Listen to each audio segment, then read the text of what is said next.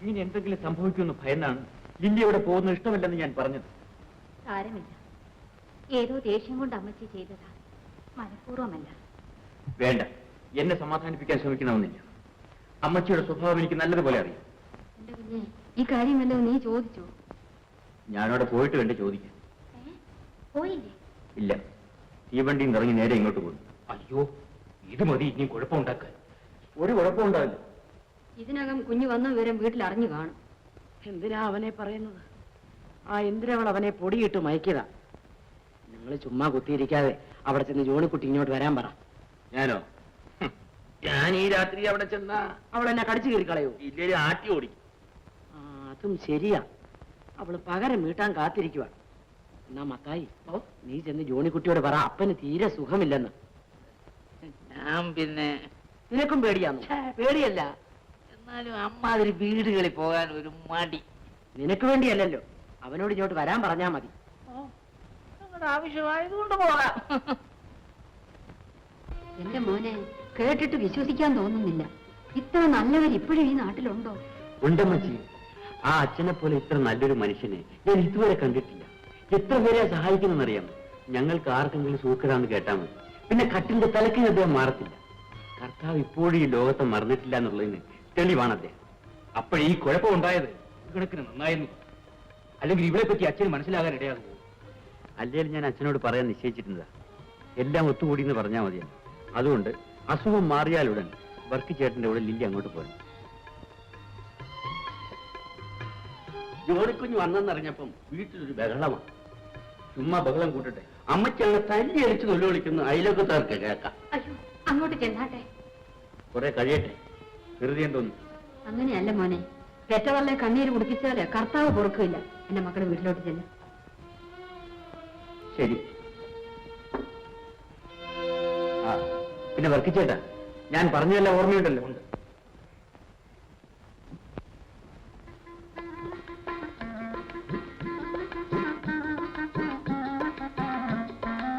ഞാനാ മത്തായി, മരം കയറി മത്തായി എന്നും പറഞ്ഞൂടാ. ചോദിച്ചോ ജോണിക്കുട്ടി, ഞാനും കൂടെ പൊയ്ക്കോളാം.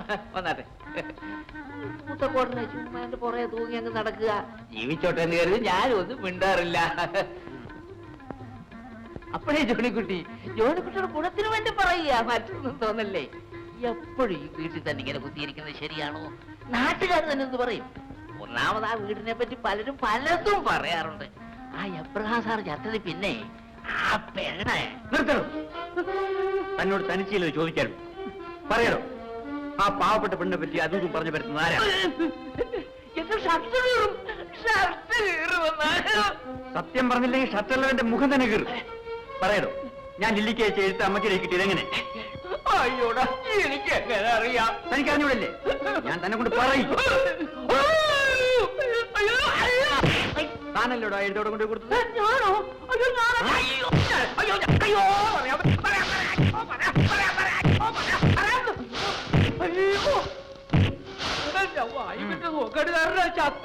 തന്റെ വായി മുഴുവൻ ഞാൻ പുറത്താക്കും.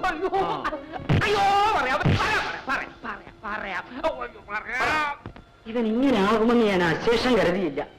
ഞാനും ഇതിയാന്റെ ചെറുപ്പത്തിലെ ഗുണമല്ല അവനും കിട്ടിയിട്ടുണ്ട്. കണ്ട വീട് തോറും. വേണ്ട, ഞാൻ ഒന്നും പറയുന്നില്ല. അങ്ങനെ നടന്നുകൊണ്ടല്ലയോ നിന്റെ വീട്ടിൽ വന്ന് കയറിയത്? നീ ഒരുമാതിരി വർത്താനം പറഞ്ഞാലുണ്ടല്ലോ, എനിക്ക് എന്റെ കലി വരുമേ. ആ, എവിടെ ആയിരുന്നടാ ഇതുവരെ? നാട്ടിൽ വന്നാ ഉടനെ വീട്ടോട് വരാതെ കണ്ട തെന്നിയുടെ വീട്ടിൽ പോയി കാളിരിക്കാൻ നിനക്ക് നാണമില്ലേടാ? ആലോചിച്ചിട്ട് എന്നെ തൊലി പൊളിയുന്നു. പൊളിയണം. ഞാൻ ചെയ്ത് ആലോചിച്ചല്ല, തന്നെത്താൻ ചെയ്ത് ആലോചിച്ചു. ഞാൻ ചെയ്തോ? അതെ, ഒരു പാവപ്പെട്ട പെണ്ണിനെ തല്ലി താഴത്തിട്ട് തൊഴിച്ചില്ലേ? അതാലോചിച്ചു. അത് കേസാവാതിരിക്കാൻ 100 രൂപ കൈക്കൂലി കൊടുത്തില്ലേ? അതാലോചിച്ചു. ഇതൊക്കെ നീ എങ്ങനെ അറിഞ്ഞു അല്ലേ? സത്യത്തിന്റെ വായ അധികം നാൾ മൂടിക്കെട്ടാൻ പറ്റില്ല അമ്മച്ചി. അമ്മച്ചിക്കറിയാമോ, അവൾ പരാതിപ്പെട്ടിരുന്നെങ്കിൽ ഇന്ന് അപ്പച്ചനും അമ്മച്ചിയും കോടതി കാവൽ കിടക്കേണ്ടി വന്നു.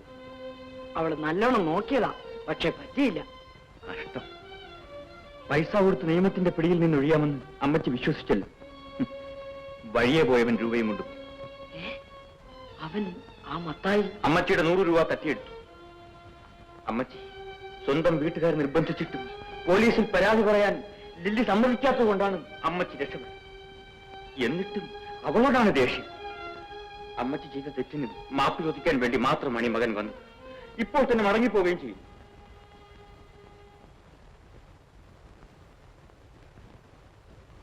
ഈ നാട്ടിൽ ന്യായം നടക്കും, എനിക്കത് നിർബന്ധമാണ്. അല്ലെ അത് എനിക്കറിഞ്ഞൂടെയോ? ന്യായം നടന്നിടത്തല്ലേ മത്തായച്ചൻ ഇങ്ങനെ ഉണങ്ങിയത്? അത് നീ എന്നെ കൊള്ളിച്ചു പറഞ്ഞതല്ലടാ. പറഞ്ഞു മത്തായച്ചൻ ആ കൺട്രാക്ടർക്ക് 100 രൂപ തട്ടിയെടുത്തത് മോശമായി പോയി. ഒരു മോശമല്ലടാ, കൂടുതൽ തട്ടേണ്ടതായിരുന്നു അല്ലേ? അയാളെ മത്തായച്ചനെ ശരിക്കൊന്ന് തട്ടാൻ ആളുകളെ ഏർപ്പാട് ചെയ്തിട്ടുണ്ടെന്ന് കേട്ടു. സൂക്ഷിച്ചോണം. ഞാനും പോരാൻ പറയടായവനൊക്കെ ഈ മത്തായിയത്തല്ല ഈ നാട്ടിൽ ഓരോന്നും തന്റെ ഇടമില്ലടാ. അതുകളാ ആ ജോണിക്കുഞ്ഞ് മത്തായച്ചന്റെ പള്ള നോക്കിയല്ലേ ബും ബും എന്ന് ഇടിച്ചത്. അപ്പൊ എന്തോ ചെയ്തു? ആണുങ്ങളെ പോലെ ഒന്ന് കൊണ്ടു, പെണ്ണുങ്ങളെ പോലെ ഒന്ന് മാങ്ങി. ഞാൻ ആ ഇടികൊണ്ടത് എന്താ ഓടാമശമില്ലാഞ്ഞിട്ട്. അവനോട് വൈരാഗ്യം വളർന്ന എങ്കിലും അവനെ ശരിക്കും നിർത്താൻ പറ്റും.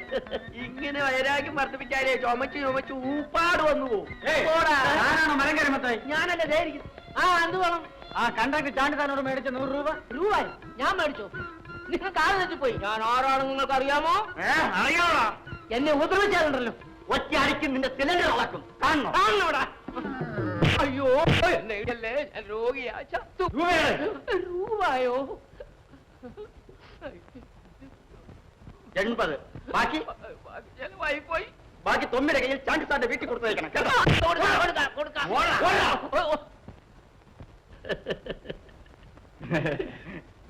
ഒന്നാം തരം. ജോണി കാര്യമെല്ലാം പറഞ്ഞിരിക്കുമല്ലോ. പറഞ്ഞേ. ലില്ലി ഇന്ന് തന്നെ കോളേജിൽ ചേരട്ടെ. പെണ്ണുങ്ങൾക്കുള്ള ഹോസ്റ്റലിൽ താമസിക്കാം. ഒരൊറ്റ പൈസ പോലും ചിലവഴിക്കണ്ട. പക്ഷേ കൂടെ വീട്ടിലേക്കൊന്നും പോകാൻ പറ്റില്ല. വേണ്ടായി, പഠിച്ച് മിടുക്കിയായിട്ട് അങ്ങോട്ട് മടങ്ങിയാൽ മതി. ആണ്ടിലൊരിക്കൽ വീട്ടിലയക്കാം. നിനക്ക് എന്താവശ്യമുണ്ടെങ്കിലും എന്നെ അറിയിച്ചാൽ മതി.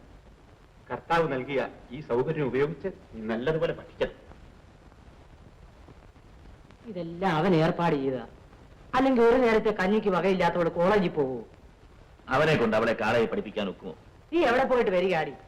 തെണ്ടി നടന്ന പെണ്ണി ജയിച്ച് കോളേജിൽ പോയി. നീ തോറ്റു തൊപ്പിയിട്ട് വീട്ടിൽ കുത്തിയിരുന്നു. നീ അവളെ ഇങ്ങനെ ശകാരിക്കരുത്. അവളൊരു പാവമാ. മനസ്സ് വേദനിച്ച് വല്ല സൂക്കേടും വന്നാ അവളെ കാണുമ്പോ എന്റെ മനസ്സ് നീറുന്ന സാരമില്ലായിരിക്കും. നിങ്ങൾ ഒരു കാര്യം ചെയ്യും, അവളെ ഇനി പഠിക്കാൻ അയക്കണ്ട. എവിടെ നിന്നെങ്കിലും കൊള്ളാവുന്ന ഒരു ചെറുക്കനെ കണ്ടുപിടിച്ച് കെട്ടിച്ചയക്കണം. എടി അതിന് കാശ് കുറെ വേണ്ടായോ? നിങ്ങൾ ഒത്തിരി നാളായല്ലോ വലിയ കൺട്രാക്ടെന്നും പറഞ്ഞ് നടക്കുന്നു. ഏതായാലും ചെറുക്കന്റെ പഠിത്തം കഴിയാതെ പറ്റുമെന്ന് തോന്നുന്നില്ല. നിങ്ങൾ ഇങ്ങനൊരു മണ്ടനായല്ലോ. ചെറുക്കന്റെ പഠിത്തവും പെണ്ണിന്റെ കല്യാണവും ഒന്നിച്ച് നടക്കണം. അതെങ്ങനാടി? പൂത്ത പണമുള്ള ഒരുത്തന്റെ മോളെ ജോണിയെ കൊണ്ട് കെട്ടിക്കണം. ജോണിക്ക് കിട്ടുന്ന സ്ത്രീധനം കൊണ്ട് മേരിയെ കെട്ടിച്ചയക്കണം. മനസ്സിലായോ? ഓഹോ.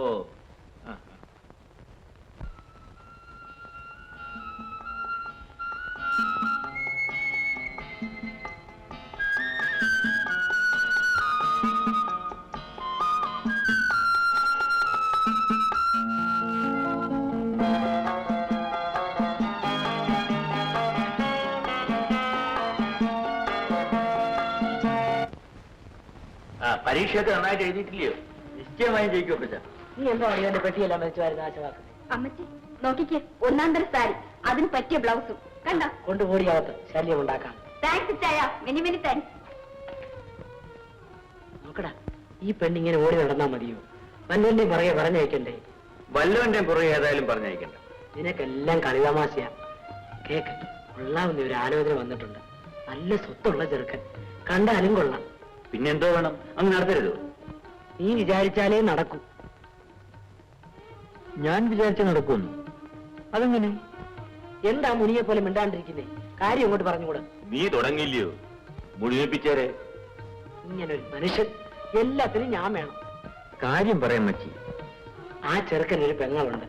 കണ്ടാ വലിയ കുറ്റമൊന്നുമില്ല. ഒത്ത വണ്ണവും പൊക്കും. 5-6 ക്ലാസ് പഠിച്ചിട്ടുമുണ്ട്.